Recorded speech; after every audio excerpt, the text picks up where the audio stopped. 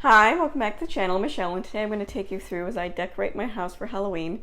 So I am a person that really enjoys decorating seasonally. It brings me great joy.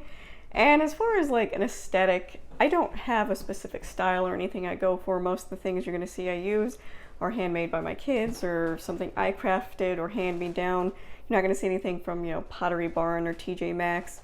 Most of the stuff, I can tell you exactly where it came from because it's meaningful for me. This is one area of my life I'm not a minimalist, I don't simplify. Decorations are something that bring me great joy. But that being said, I make the decorating process a whole experience. So as you can see, I have my Halloween witch shirt on right now, and I just poured myself a glass of this. So I wait to have a pumpkin spice latte until I decorate for Halloween, which is usually the beginning of October. And again, I am dairy sensitive and we're gluten-free because my daughter has celiac disease, so we only bring gluten-free items in our house. So this does not require any sweetener or anything like that. It's really good and it's very seasonally appropriate. So next I will put stuff in my diffusers. So I have these two here. So I have Autumn Breeze, and I like to use the Plant Therapy brand. I find it's great quality, not overly priced, and Maple Leaf. So I'll put those in the two diffusers I have in my house and just kind of get that atmosphere going. I'm going to put some Halloween music on, and I'll show you the bins of Halloween stuff we have. These are the Halloween bins. As you can see, they are color coded. That makes things easier because, again, I have probably 8 Christmas bins downstairs. I also have a Thanksgiving bin and a January bin, so like I said, I seasonally decorate. So it is labeled on the top what they are for, so this is outside decorations, and I do have some outside decorations here as well. I'm not going to show you the outside decorations just because I'm not showing the internet in my house. I'm also not going to be showing you the process of me decorating for a couple of reasons. One, I don't think you want me to show you how I hang stuff.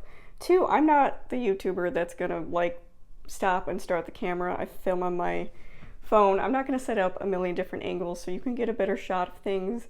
That's just not who I am. That's a waste of time in my opinion. I think you much rather see just the end process. And also my children help me decorate, so I don't show my children on my channel, so I'm not going to say, hey, you can't help mom decorate because I'm going to film. So I'm going to show you, everything after it's done instead of the process through. So I just finished, the kids and I finished everything, so I'm going to take you around, show you our different areas that we put Halloween decorations. So here's my kitchen. So of course, the bread I just made. I put all the fall teas out, and of course my husband has the fall coffees out. I much prefer tea, but mainly all I do over here is these few decorations. So my kids just went to a pumpkin festival recently, so they got each of that for participating. That is from the dollar store. These are painted liquor bottles. So this, as you can see, is a Jack Daniels. I painted to turn into a jack-o'-lantern. This is a wine bottle as a ghost, and this is a wine bottle as Frankenstein. And these are well over 9 years old, and they have really lasted, and I didn't even seal them or Mod Podge them or anything. I literally just painted them with acrylics. Every year I wrap them up, but I think they're really cute for my kitchen. Then on the side of my fridge, I have some artwork the kids have done over the years. I just have a specific file folder in each bin of decorations that I keep, and on the back it says the year and the kid who made it. I just really like to, this is my daughter's handprint, have that displayed as seasonal decor. Right off the kitchen is the dining room. So we have a couple things in here. So first I have this spider web with some spiders. A friend of ours was getting rid of it because it is broken right here. But I'm like, hey, I'll take it. And I just put some extra spiders in there so it looked like they were making a web. But it is pretty large, as you can see. And it goes with the theme in here. So this is a spider tablecloth. This was clearanced at Michael's 6 years ago. This is our Switch Witch. I have a whole video on Switch Witch and how we deal with autoimmune conditions and trick-or-treating and candy and all that. But Switch Witch has a lot to do with that. I'll link it up above. This is from Kirkland, and it's supposed to be a candy holder, but for the 3-year-old, definitely don't put candy in there. We have our little cauldron here with our cloth napkins. And then up on the walls, I display more of the kids' artwork that they've done over the years. And then over here you can see I have some ghosts, and this is supposed to be a bat, and these are things my kids have made over the years. Over here we have this pumpkin. I want to say this is from Target, but I thought it was so cute and I love pigs, so these are a little pumpkin decoration. And then these are, I believe, from Dollar Tree, if I remember correctly, or the dollar spot at Target, but those are just little pumpkin decorations there. Now this is our living room, and this is where probably the majority of decorations end up. So I'll start with the fireplace. So these are the trick-or-treat bins my kids use when they trick-or-treat, and my oldest put her stuffed animals in there. And you can see they definitely help decorate. So this sign is the first thing I made with my Cricut machine. So that goes up every year. And then I just have different things up here. So you can see this is something my oldest made last year.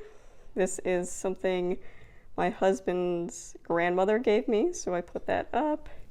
This lights up and changes seasonally, and you can change it to different colors. And then up here, so you can see I have handprint and footprints for each year of my kids. So their first holiday, I make one of these. So you can see who was born when. I think the youngest one I had would be this one here. But I have one for Christmas, and I also have one for Valentine's Day, but they're little pumpkin hand and footprints. And then over here, these again are just from Michaels, and I have the regular candles. I just switched those out. These are some trinkets my kids have gotten over the years. This is a maple syrup bottle that I used my Cricut to make the cutout vinyl for. This is an old whiskey bottle that my husband had that I said, that's really cool, let's keep that. I'm going to use that for Halloween. This, I believe, came from Zulily, and it lights up, and it looks like candles burning. Again, I made this using my Cricut machine. It's just an upside down ornament, plastic ornament, and I just taped that in. Same with this one. It's an upside down ornament. Just cut that out with my Cricut, taped it in. That's a fake snake. That's just a vase. Made this with my Cricut machine. Again, same maple syrup bottle. Just cut out the vinyl and stuck it on. And that's one of the things my kids have gotten over the years. And then we keep it pretty simple. So our couch, this is, I believe, Dollar Spot Target years ago. This is a quilt we got from a church that my husband served at a few years ago, and I really love the fall colors. Over here we just have a couple things. So I keep craft items for my kids in this thing. So you can see this is from Michael's clearance, and then they have like STEM kit, Halloween kit in there. So if they want to do crafty activities, that's where I kept it, and it's up for my 3-year-old. And then they just have a basket, and we have our little witch hat, because sometimes they go as witches for Halloween, sometimes they don't. I also made all of the bats with my Cricut machine, and that, I believe, is from Target. It's just a wreath.